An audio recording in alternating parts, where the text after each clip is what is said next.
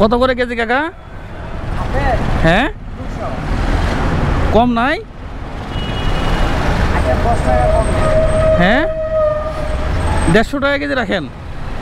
150 আচ্ছা, 180 টাকা রাখেন, দেন 1 কেজি দেন। 180 টাকা করে রাখেন, 1 কেজি দেন। ওদেরকে একটু আপেল খাওয়াই, টাকা দিলে তো মাল খেয়ে শেষ করে ফেলবে। আর সত্যি কথা বলতে ভাত খাওয়াইতাম।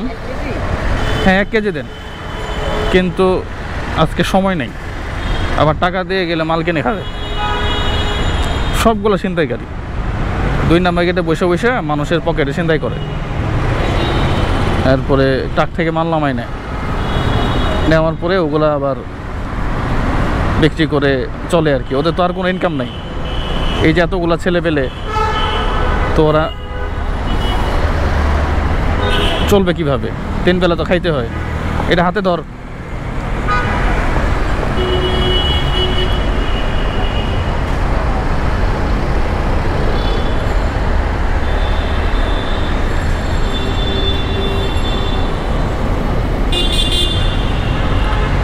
তো এই অবস্থা, চলেন ওদেরকে খাওয়াই।